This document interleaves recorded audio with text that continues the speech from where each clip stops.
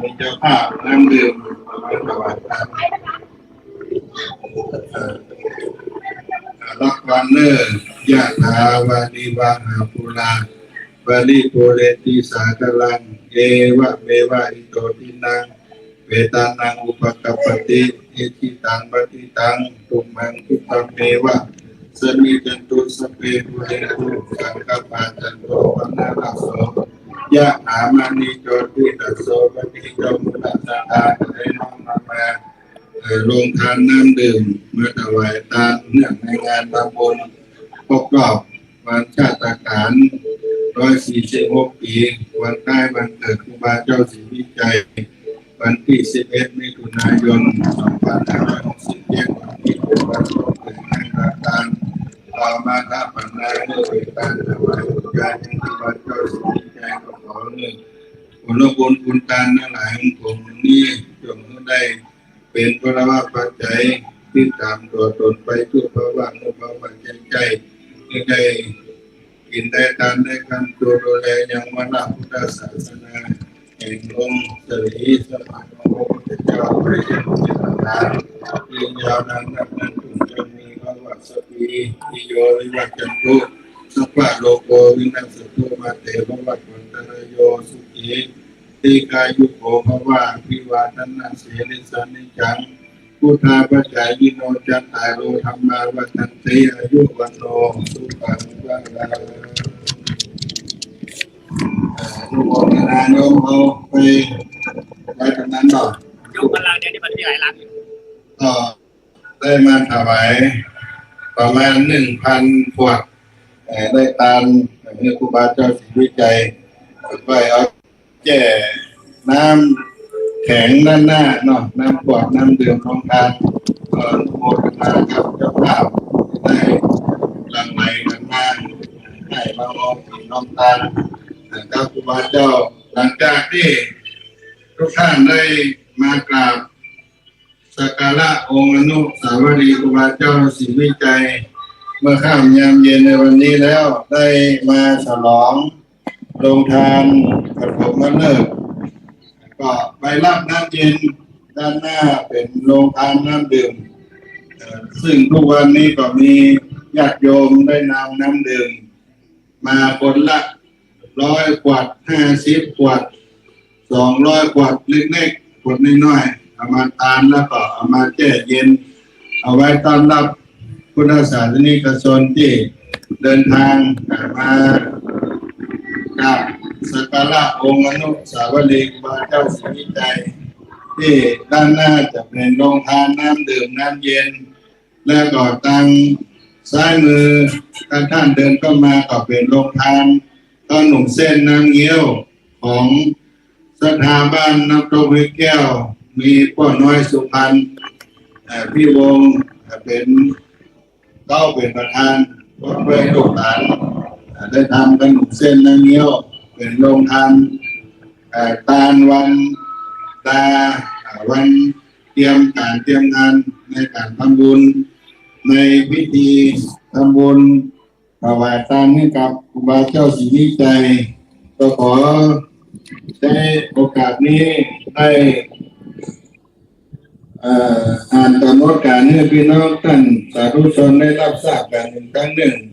เพื่อได้มีโอกาสได้มาร่วมทำบุญใน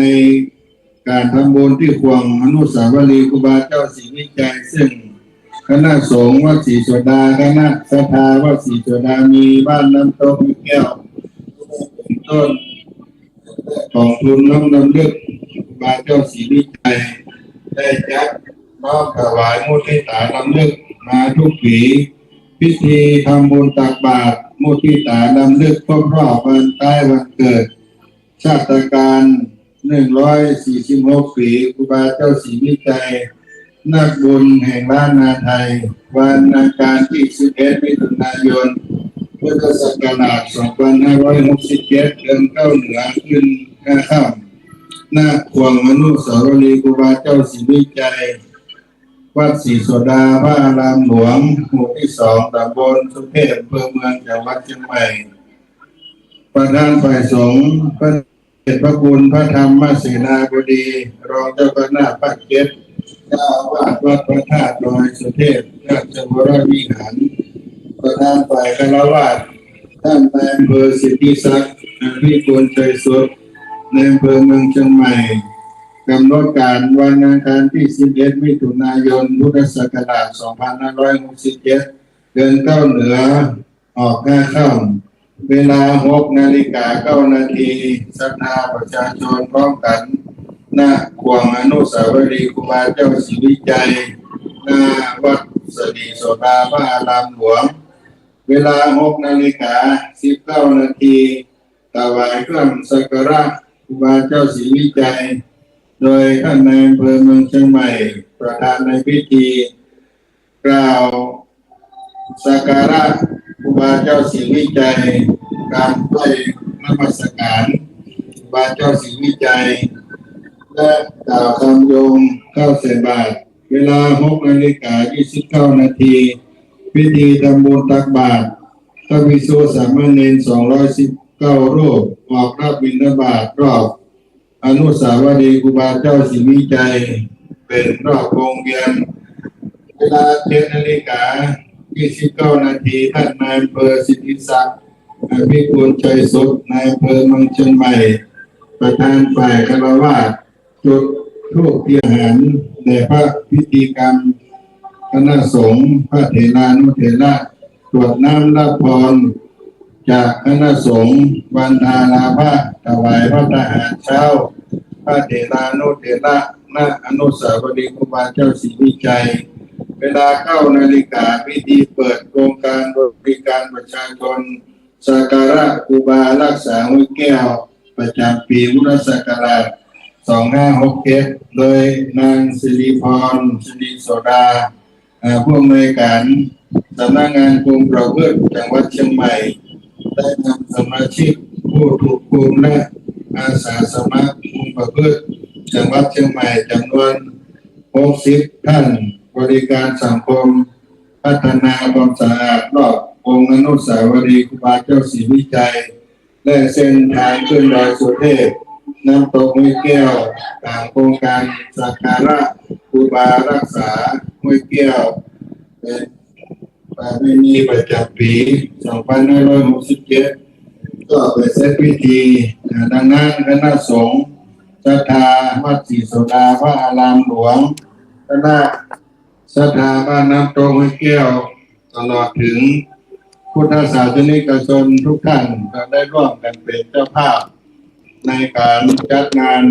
มุทิตาสักการะต่อองค์อนุสาวรีย์ครูบาเจ้าศรีวิจัยไหว้สาบารมีธรรมในครูบาเจ้าศรีวิจัยก็น้อมเชิญพุทธศาสนิกชนทุกท่านได้มีโอกาสได้สดับรับฟังข่าวสารทางสถานีวิทยุคลื่น FM 104.50 เมกะเฮิรตซ์วัดป่าหินหลังมหาวิทยาลัยเชียงใหม่โดยท่านอาจารย์พระครูสมุวิศวะวรกิจโจผู้อำนวยการสถานีเจ้าวาดวัดป่าหินได้นำเวลานี้ถวายต่อครูบาเจ้าศรีวิจัยเพื่อได้ถือโอกาสเป็นพิเศษได้ประชาสัมพันธ์การได้ทำบุญและได้น้อมเชิญนักศีลนักบุญพ่อแม่ศรัทธาสาธุชนที่ใจบุญใจกุศลได้มีโอกาสได้มาร่วมสร้างบุญกุศลด้วยกันในพิธีทำบุญมุทิตาครบรอบวันเกิดชาติการ146 ปีครูบาเจ้าศรีวิจัยส่วนบนล้านนาไทยในวันพรุ่งนี้วันที่11 มิถุนายน 2567ก็ขอน้อมเชิญพ่อแม่ศรัทธาสาธุชนทั้งหลายมีโอกาสได้มาแสวงบุญได้มาสร้างบุญบารมีร่วมกับท่านเจ้าบาศรีวิจัยณห่วงอนุสาวรีย์สถานที่ประดิษฐานรูปเหมือนครูบาเจ้าศรีวิจัยนี่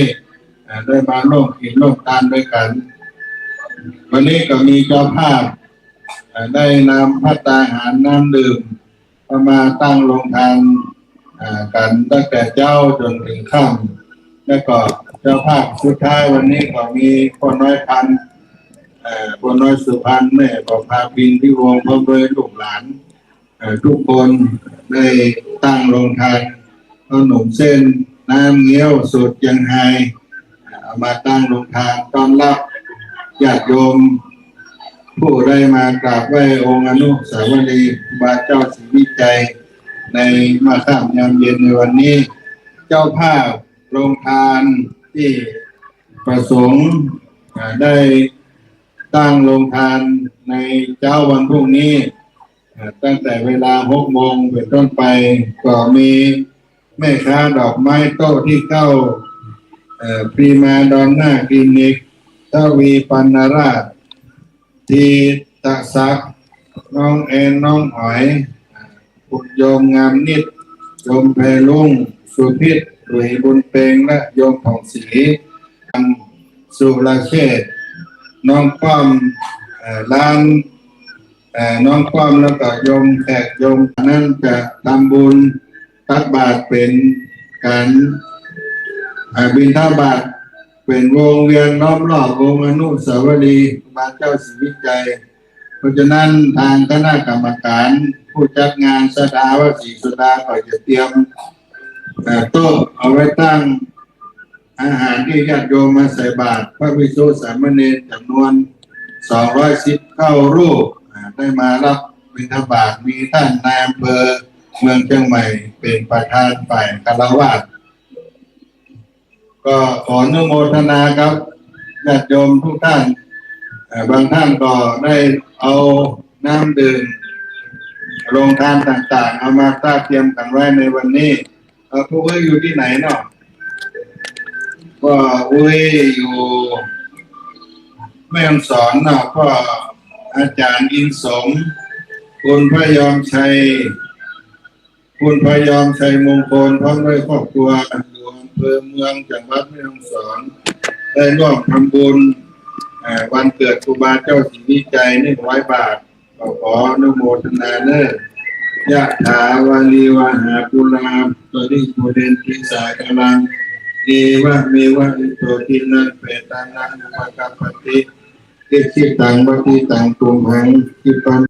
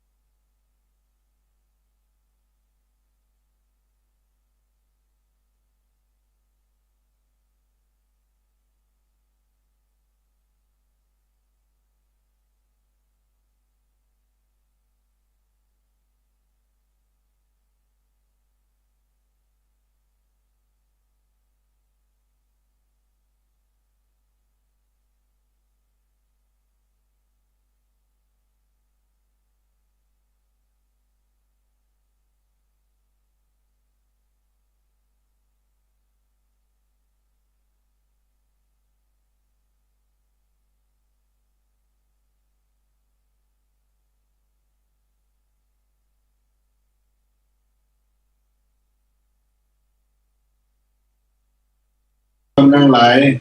อนุโมทนาครับพ่ออาจารย์นินสม คุณพยอมชัยมงคลพร้อมด้วยครอบครัวจากอำเภอเมืองจังหวัดแม่ฮ่องสอนก็อาจารย์นิสมได้เดินทางมาร่วมทำบุญวันเกิดครูบาเจ้าศรีวิจัยและก็ได้มาถวายตามทุกปีก็ขออนุโมทนาครับก็อาจารย์นิสมด้วยเนอร์ตอนนี้ฝนกำลังโปรยปลายลงมาในห่วงครูบาเจ้าศรีวิจัยสถานที่นี้ก็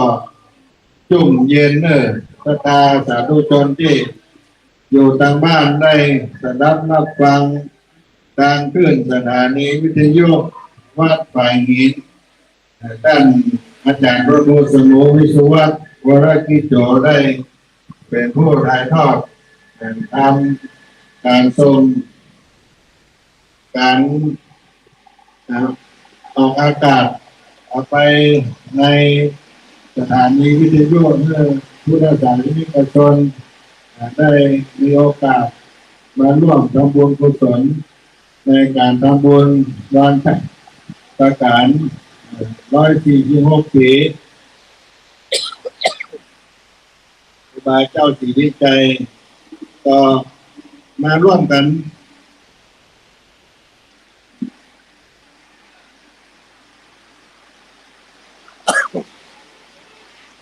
ตอนนี้ฝนได้ตกมาอย่างนักเนอโอเคประธานที่อยู่ที่บ้านเกิดความสุขความเย็นกันมานักหน้าแหลกฐานเจริญพรเนอใหญ่หลวงปู่กุศลด้วยกันโยเป็นใหม่อันนี้กันเนาะอ๋อมากับวันเกิดตรงครับครูบาเจ้าพอดีเนาะเกิดในวันหลวงปู่เกิดวันที่11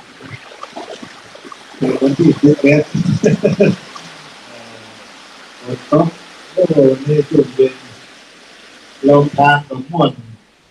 ญาติโยมก็ตลอดศรัทธาลงทานกันนั่งในเก้าอี้ในพระรามผ่านที่นี่เนอะนั่งทานอาหารข้าวหลุมเส้นนั่งเงี้ยวสูตรยังไงอันนี้มาตลอดศรัทธากันหักหน้าหลายตาถึงแม้ฟ้าฝนจะตกต่อยังอิ่มบุญได้มาแสดงบุญช่วงเย็นครับครูบาเจ้าศรีวิจัยแม่อธิษฐานเนาะอธิษฐานตามแล้วก็ตามนอกคุณแม่อย่างนี้คุณแม่นักประพัฒน์เนาะก็ดีพุทธิพันธ์กรแม่อยากน้ำหนึ่งยะถาวาริวหาภูราปาริปุเรนติสากลังเอวะเมวะอิโตทินังเปตานังอุปกัปปติอิทิตังปฏิตังตุมังคิปังเมวะสันนิจันตุสเปปุเรนตุสังฆปาจันโตปนัลลังสุยะถาบัตตินังมีปัทมังมุลังสัทธาคุณแม่นับต่อพักถ้ามียุติพันกรใครน้อมนำมายังสังฆทานมาทั้งสองนาตลอดเหตุการณ์เนื่องในโอกาสครบรอบวันเกิด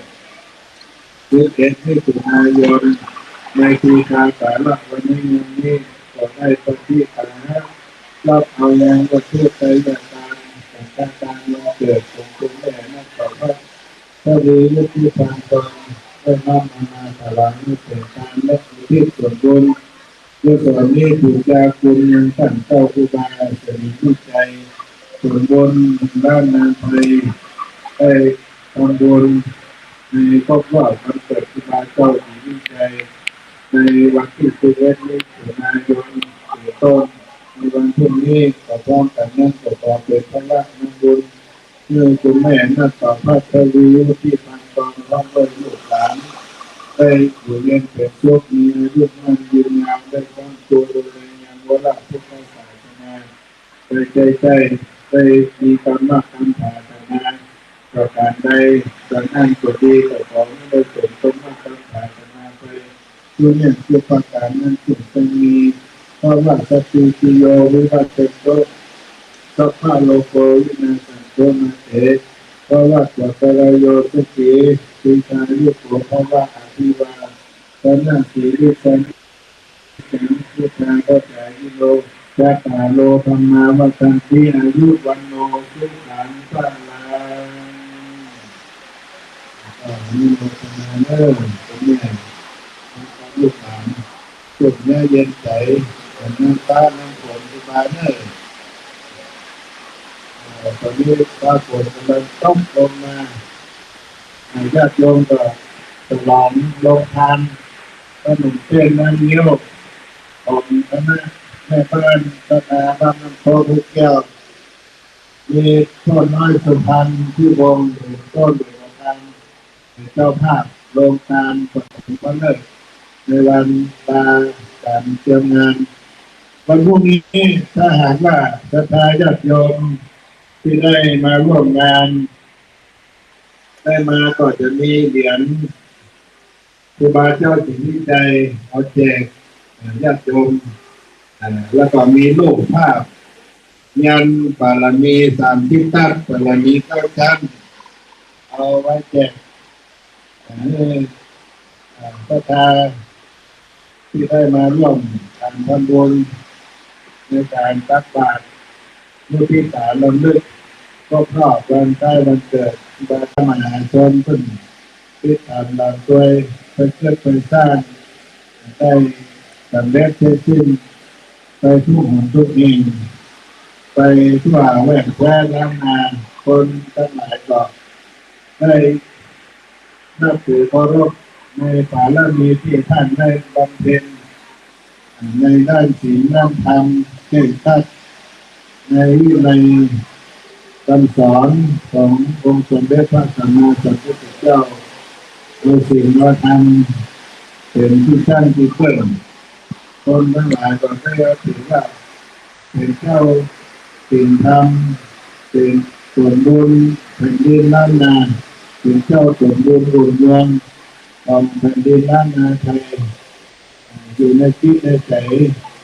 ฟ้าฝนตกลงมาก็เสมือน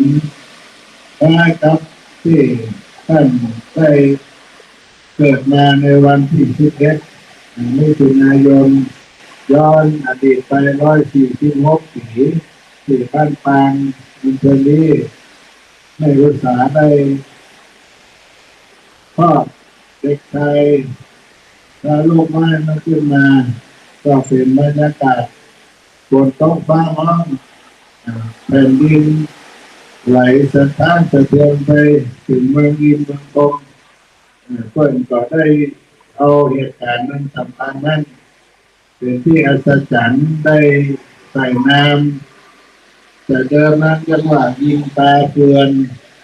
สะเทือนไปถึงเมืองอินหรือว่าให้ฟ้าห้องเพราะมีเสียงฟ้าห้องทำลายมาด้วยสายฝนเป็นนิมิตของคนอัศจรรย์ที่เกิดขึ้นในเวลาทุกค่ำในวันที่11 มิถุนายน146 ปีที่ผ่านมาที่แม่บุษาได้เกิดลูกการลงพระนันมาได้ใส่นามนั้นเป็นมงคลต่อมาตั้งก็ได้มีพระนิสัยที่เป็นผู้มีเมตตาธรรมมาได้เปลี่ยนแปลงชีวิตสัตว์สนใจในนั่งทำคำสอนได้ถึงที่สงบสงบามช่วยการช่วยงานก็แม่เลี้ยงวัวเลี้ยงควายทำไร่ใส่งานเป็นปกติมีชีวิตรับในความสงบสันโดษจนมีจิตใจที่อยากจะเข้ามาอยู่ในวัดวาอารามในบวรพระพุทธศาสนาก็ขออนุญาตโยมก็โยมแม่ได้นำพาไปเป็นลูกศิษย์ของครูบาอาจารย์มันเป็นเจ้าอาวาสวัดต่างๆในสมัยนั้นก็ได้เป็นประโยชน์ศึกษาในชีวิตความเป็นพระภิกษุสามเณรก่อนที่จะได้ถึงเวลาที่จะบรรพชาเป็นสามเณรนายกมีตาเฟือนนั้นได้18 ปีได้เข้าสู่ ทำประชาสามเณรก็จะได้ประพฤติปฏิบัติการกองวัดสิ่งทำดีงามแล้วก็ได้ศึกษาในหลักธรรมคำสอนในพระพุทธศาสนาการบำเพ็ญศีลทางภาวนาในการบัติรออายุย่างเข้าที่สิบปีบริบูรณ์ย่างเข้าที่20 ปีจะได้ถึงเวลาที่ได้อุปสมบทจะได้รับการอุปสมบทที่วัดบ้านพงหลวงอำเภอบ้านพงจังหวัดสตูลโดยท่านอุปชฌาย์นั้นมีนามว่าครูบาสมุนะได้อุปสมบทแล้วได้นิ่งพรรษาก็ไปแสวงหาครูบาอาจารย์ที่ได้ทักในด้านวิปัสสนากรรมฐานก็ไปศึกษาที่วัดพาโดยแต่อยู่อำเภอแม่ทาจังหวัดสตูลในปัจจุบันนี้มีครูบาอาจารย์อาจารย์ได้ศึกษาเข้ารับปฏิบัติสายวิปัสสนากรรมฐานได้1 ปีก็กลับมาอยู่ที่บ้านตางอำเภอนี้จังหวัดสตูลบ้านเกิดปฏิบัติทำในวัดต่างๆพัฒนาวัดวารามที่ต่างๆโดยนี้จังหวัดสตูลมีข้อรับปฏิบัติที่งดงามที่เราสายที่จะชมพระการทั้งหลายก็ถือว่าท่านนั้นเป็นผู้ปฏิบัติดีปฏิบัติชอบเรียกว่าได้มีฉายานามจากการรู้กันไม่เป็นต้นและได้สรรหาที่ยาโพลด้วยสิ่งที่มีชีวิตวิญญาณตั้งมาเจ้าชีวิตใจมีชื่อเสียงกระจายไปมาตามลำดับเพราะฉะนั้นคนทั้งหลายที่ได้เคารพนับถือก็อารัธนาครูบาเจ้าไปบูรณะวัดวาอารามต่างๆใช้ชีวิตในการพัฒนาในการบูรณะวัดวาอารามเป็นระยะเวลา42 พรรษา42 ปีที่ท่านได้ไปทั่วแหวนด้านนาที่ไหนที่ท่านได้ไปบูรณะก็จะมีเอกลักษณ์มีสัญลักษณ์การสร้างไว้โดยเฉพาะวัดวาอารามจะมีนามตัวต้นการสร้างลูกศิลาก็ดีที่เป็นสัญลักษณ์มีนามติดเกิดที่ครูบาเจ้าที่ได้เป็นที่เป็นสร้างเพราะฉะนั้นในช่วงระยะเวลา40 ปีที่ท่านได้ไปบูรณะไปสร้างวัดวาอารามทั่วภาคเหนือนั้นก็เป็นสิ่งที่พุทธศาสนิกชนได้เคารพนับถือในต่อท่านนี้ได้สมญานามว่าตนบุญล้านนาไทยครูบาเจ้าศรีวิชัยผู้มีศีลมีธรรมหรือเจ้าศีลธรรมนั่นอยู่ในจิตในใจของพุทธศาสนิกชนทั้งหลายและผลงานอันสำคัญเป็นจิตเอกตัวเพื่อกันที่ท่านได้มานำประชาชนพุทธบริษัททั้งหลายทั้งชาวพื้นบ้านชาวไทยภูเขาได้มาสร้างการขึ้นวัดพระธาตุเจ้าดอยสุเทพณสถานที่ตั้งองค์อนุสาวรีย์นี้หน้าวัดสดีสนาพระอารามหลวงก็เป็นจุดปฐมฤกษ์เบิกการเป็นจอบแรกที่ท่านได้นำพุทธศาสนิกชนเจ้าในฝ่ายเหนือพระห้างก็ดีพ่อค้าเจ้าเชียงใหม่ได้มาได้สร้างการขึ้นดอยสุเทพสถานที่นี้ก็ได้เป็นประวัติศาสตร์เป็นผลงานที่สำคัญของครูบาเจ้าได้ปรากฏประจักษ์แก่สายตาของผู้รักษาที่กระทรวงมาจนถึงวันนี้เพราะฉะนั้นวัดสดีสนาพระอารามหลวงซึ่งเป็นที่ตั้งรับองค์อนุสาวรีย์ครูบาเจ้าศรีวิชัย ก็เป็นวัดที่ตั้งครูบาเจ้าศรีวิชัยได้สร้างสถาปนาขึ้นมาเพื่อไว้งานพระพุทธศาสนาก็ได้มานำเรื่องแสดงความกตัญญูกตเวทิตาธรรมเลือกถึงบุญคุณที่ครูบาเจ้าได้สร้างได้ทำไว้เนี่ยก็ได้มีการจัดพิธีทำบุญครบรอบวันคล้ายวันเกิดทุกปีเพื่อได้นำเรื่องถึงครูบาเจ้าศรีวิชัยณบวรมนุสาวรีย์ครูบาเจ้าศรีวิชัยนี่หน้าวัดสรีสาราพระอารามหลวงและวันครบรอบปฐมฤกษ์ลงจับแรกการสร้างการขึ้นดอยสุเทพ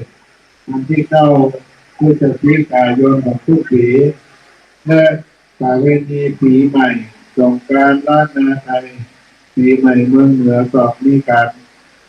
ขอพระราชทานน้ำสงฆ์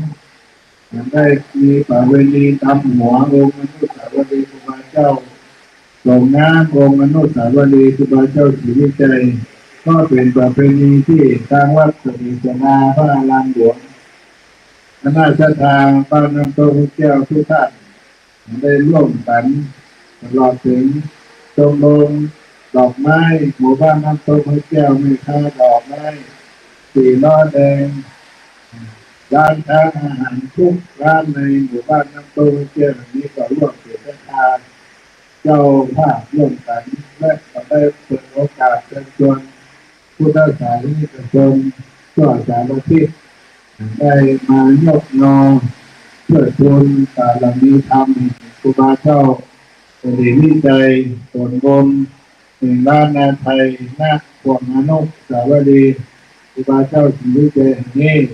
ก็เป็นการแสดงออกในความเคารพนับถือศรัทธากตัญญูต่อครูบาเจ้าศรีวิชัยเปิดโอกาสให้ผู้รักษาที่นี่สังคมได้มีโอกาสได้ร่วมสร้างบุญบารมีได้ทำบุญอุทิศบูชายังบารมีธรรมครูบาเจ้าศรีวิชัยเพราะฉะนั้นวันพรุ่งนี้ญาติโยมที่มาร่วมบุญใส่บาตรก็มาร่วมกันตั้งแต่เวลา6 โมงเช้าเป็นต้นไปนำอาหารใส่บาตรอาหารแห้งจะดีกับข้าวมีโรงทานอาหารมาร่วมใส่บาตรสร้างโรงทานด้วยกันสร้างบุญร่วมกับครูบาเจ้าศรีวิชัยณสถานที่แห่งนี้ก็ถือโอกาสนี้เป็นกระบอกเสียงเป่าเลือดเชิญชวนบอกบุญครับพ่อแม่ศรัทธาสาธุชนที่ตั้งบริษัทท่านได้มาร่วมบุญแล้วก็จะมีเหรียญครูบาเจ้าศรีวิชัยผ้ายันบารมีที่ทัดบารมีเจ้าจันเอาแจกผู้รักษาที่นิชนเป็นผลที่ระลึกวันเกิดครูบาเจ้าศรีวิชัยซึ่งทางวัดศรีสนาพระอารามหลวงสมบูรณ์น้อมรำลึกครูบาเจ้าศรีวิชัยก็ได้จัดทำก็เป็นที่ระลึกแจกกับบรรดาผู้รักษาที่นิชนที่มาร่วมงานเอาไว้รำลึกเมื่อบุญบารมีครูบาเจ้าพบพระรักษาคุ้มครองได้อยู่เย็นเป็นสุขเดินทางไปที่ไหนทางใดก็ปลอดภัยแก้วคลาดจากพยันตรายต่างๆด้วยบารมีธรรมหนึ่งท่านเจ้าครูบาศรีวิชัยก็จะแจกเหรียญพายันรูปภาพเป็นยันบารมีเจ้าจันบารมี30 ทัศเพื่อกับบรรดาพ่อแม่ที่น้องศรัทธาพุทธศาสนิกชนที่ได้มาร่วมมาทำบุญตักบาตรตั้งแต่เวลา6 โมงเช้าเป็นต้นไปจะเป็นพิธีถวายเครื่องสักการะอัฐบริขารดอกไม้ธูปเทียนกรอบอนุสาวรีย์ครูบาเจ้าศรีวิชัยและเวลา7 นาฬิกาจะเป็นพิธีทำบุญสมโภชองค์อนุสาวรีย์ครูบาเจ้าหลังจากที่เราทำบุญตักบาตรแล้วก็ได้มีการถวายพระทหารเจ้า ถวายโรงทานต่างๆที่บรรดาพ่อแม่พี่น้องศรัทธาพุทธบริษัททั้งหลายได้เดินทางมาร่วมบุญกุศลกิจการสร้างประสบการณ์บารมีครับครูบาเจ้าสิริชัยในอนุสาวรีย์นี้วันนี้เป็นวันตกแต่งเตรียม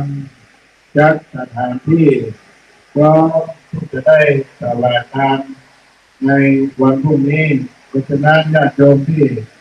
ได้เดินทางมาวันนี้แล้วก็ขออนุโมทนาและบอกบุญข่าวสารกันไปเพื่อญาติธรรมกัลยาณมิตรได้มีโอกาสแล้วต่อมาร่วมทำบุญด้วยการตั้งสถานีวิทยุ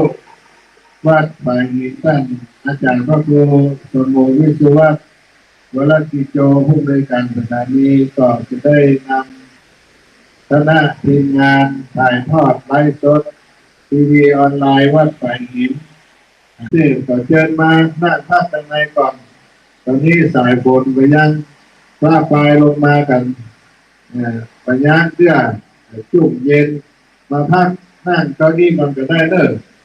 ที่ได้เดินทางมาเดินทางรถผู้วิแม่ป้าคุณลุงคุณน้าคุณอามานั่งพักในเก้าอี้ด้านในพลามถังเต้นจะมานั่งที่ด้านในพรมปูไว้นี่ก็ได้เด้อพักสักกรรมถ้าเดินทางมาวันนี้ต้องลงจากมาฉลองลงทานขนมเส้นน้ำเงี้ยวก็มาบริการด้านหน้าเอาไว้ต้อนรับคนแม่ศรัทธาญาติโยมได้มีลงทานขนมเส้นน้ำเงี้ยวสูตรยังไงของศรัทธาวัดศรีสดาบ้านน้ำโตแก้วเป็นปฐมฤกษ์ลงทานวันนี้ยังมีอยู่นักประมาณ1,000 กว่าถ้วยเอามาต้อนรับญาติโยมเอามาฉลองน้ำดื่มมีทั้งหน้าเด้อน้ำดื่มวันนี้เจ้าภาพเอาน้ำดื่มมานักเป็นน้ำดื่มขวดน้อยๆเป็น1,000 ขวดในวันนี้นะคนได้มาก็ให้ดื่มน้ำเย็นจากอนุสาวรีย์ครูบาเจ้าศรีวิชัยก่อนเชิญมายิ้มรับเอาไปมารับน้ำดื่มมานั่งพักก่อนเด้อฝนตกพักในปาราผ่านเส้นที่นี่มาพักถ่ายคลิปถ่ายออนหลังจากเดินทางไปนมัสการพระบรมธาตุเจ้าดอยสุเทพก็ลงมาพักกันที่ในปาราผ่านเส้นกวางอนุสาวรีย์ครูบาเจ้าศรีวิชัยเพื่อหายคิดถ่ายก่อนกินน้ำเย็นๆตื่นลงทานน้ำดื่มก็อนุโมทนาครับทุกท่านที่ได้มาแสวงบุญในวันนี้เป็นวันแต่งวันดาเตรียมการทำบุญ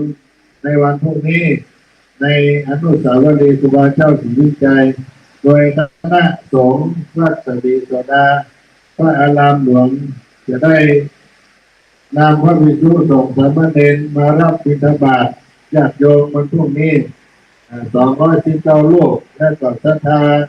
ประจำวัดศรีโสดามีบ้านน้ำตกให้เกี่ยวของดูน้องน้ำเลือดครูบาเจ้าศรีวิชัยได้เป็นเจ้าภาพร่วมกับศรัทธาทั้งหลายได้จัดงานมุทิตาลำลึกก็ขอ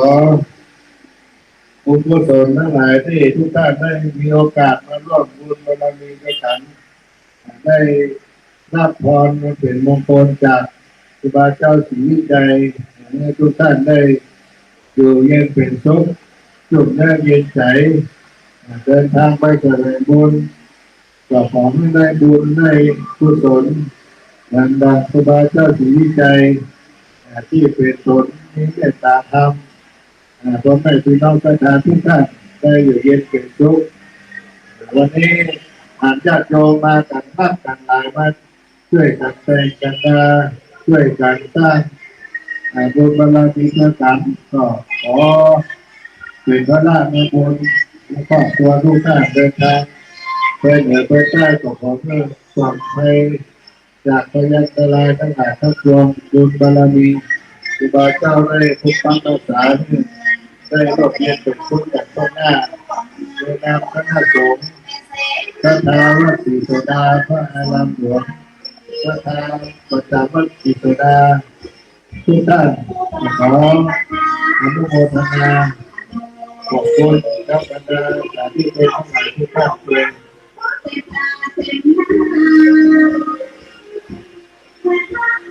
ว่าผลพระทางลงมา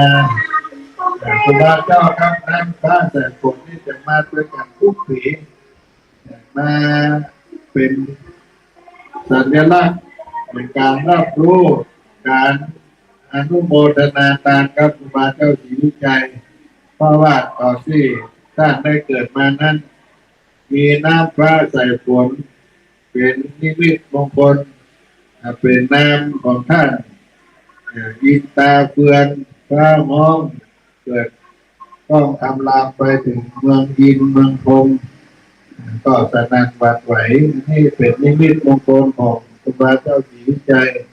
เพราะฉะนั้นทุกท่านก็ได้บุญจุ่มเย็นกับครูบาเจ้าทุกปีก็จะมีการเป็นฝนตกฟ้าห้องอย่างนี้มาตลอดป่าก่อนวันงานต่อวันงานนั่นนี่ก็เป็นสิ่งที่เหมือนกับครูบาเจ้าเพิ่นได้รับทราบอนุโมทนาขึ้นบุญกุศลครับก็ไม่ศรัทธาที่เราได้จัดได้ทำด้วยความบริสุทธิ์ด้วยใจบริสุทธิ์การทำบุญก็ทำบุญการแบบเรียบง่ายแบบพื้นบ้านมันได้พิลึกพิลั่นใหญ่โตและโหดฐานประการใดได้มีการทำบุญตักบาตรกันสวดมนต์ถวายพรพระสมโภชอนุสาวรีย์ครูบาเจ้าแต่ว่าพระทายาทโยมนั้นได้ตั้งใจเอาลงทานอาหารมาถวายทานแล้วก็จะได้เลี้ยงต้อนรับบรรดาพุทธศาสนิกชนที่เดินทางมาจากที่ต่างๆได้รับบุญได้เหมือนกับครูบาเจ้ายังมีชีวิตไปที่ไหนก็จะมีโรงทานตั้งโรงทานอยู่ทุกคนทุกแห่งคนใดมาก็ได้รับประทานได้กินได้บริโภคกินนำสำราญด้วยบุญบารมีของครูบาเจ้าศรีวิจัยเราก็ย้อนรอยไปตามผลบุญนักบุญของรัฐนาไทยพวกนี้เป็นวันการวันงานบรรดาพ่อแม่ศรัทธาที่ได้รับฟังประชาสัมพันธ์เหตุการณ์ในขณะนี้อยู่ที่อนุสาวรีย์ครูบาเจ้าศรีวิจัยหน้าวัดศรีโสดาพระอารามหลวงนี่ก็เป็นการต้อนรับญาติโยมในวันเตรียมการเปิดงานวันแต่งวันดาจากสถานที่ก็มีญาติโยมมากันมากกันหลายได้มาร่วมแล้วก็กราบขอบพระคุณท่านอาจารย์พระครูสมโภชวิศวะวรกิจโจที่ได้นำสถานีวิทยุมาถ่ายทอดไลฟ์สดทีวีออนไลน์วัดป่าหินทุกครั้งเพราะว่างานวันเกิดครูบาเจ้านั้นปฐมจำแรกเพื่อให้ผู้นักการทุกคนได้รับทราบได้งานภาพไปทั่วบ้านทั่วเมืองได้ขอกับขอบพระคุณครูบาอาจารย์ที่ได้จัดรายการในชั่วโมงพระเจ้าที่ได้ถวายเวลาเป็นการบูชาคุณครูบาเจ้าศรีวิจัยก็ได้บุญในการบรรดาสาธุชนทั้งหลายได้บุญในการวันพรุ่งนี้ท่านอาจารย์พระครูสมโภชวิศวะก็จะเดินทางมาประมาณ4 จะออกจากวัดป่าหินมาถึงที่วัดศรีโสดาก็มาตั้งกล้องตั้งเครื่องเอาไว้ถ่ายทอดไลฟ์สดพี่น้องศรัทธาที่อยู่ต่างแดนต่างบ้านต่างเมืองก็จะหันในทีวีออนไลน์ไลฟ์สดวัดป่าหินได้อนุโมทนาสาธุการที่เดินทางมาได้มาบังเอิญและบางท่านก็จะได้รับฟังทางสถานีวิทยุก็ได้ยกมืออนุโมทนาสาธุการด้วยกันก็เป็นบุญกิริยาบรรลุทานที่ได้อนุโมทนาร่วมด้วยกันวันนี้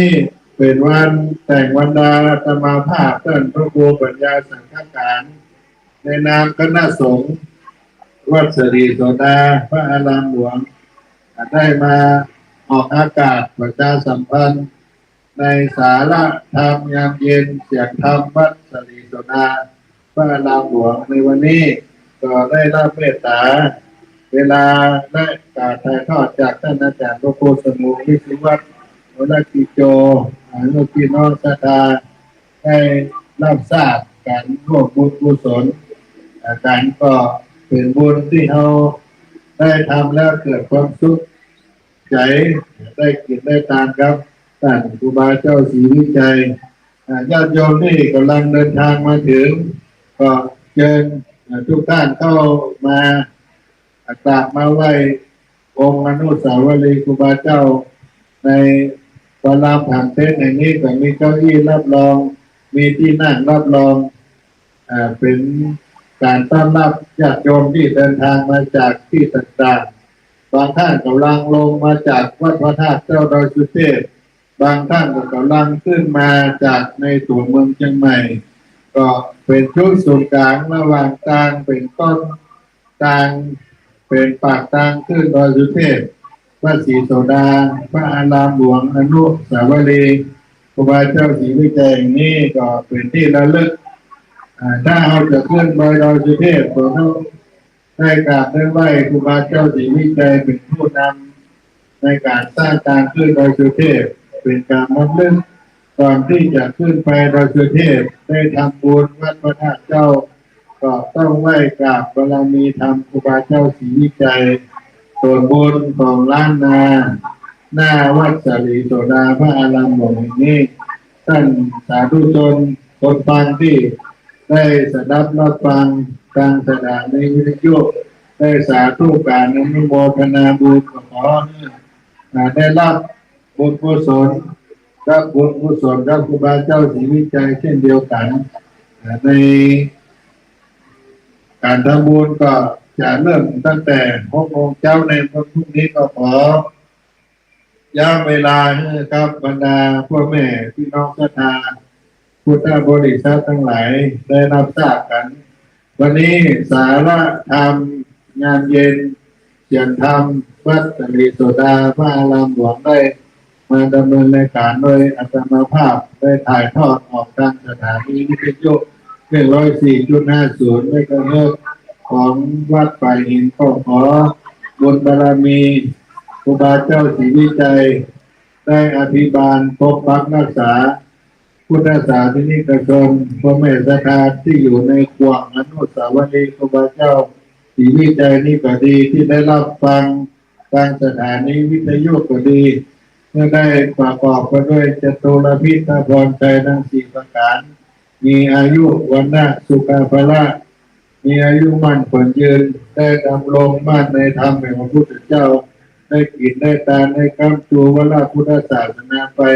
ชั่วกาลนานสัพพิติโยวิวัชชันตุสัพพะโลโกวินาศสันตุมาเถภวะตวันตรายโยสุขีทีคายุโกภวะอภิวาทนะสีลิสานิจังพุทธาปัจจายโนยัตตาโลธรรมาวะทันติอายุวันโนสุขังพลัง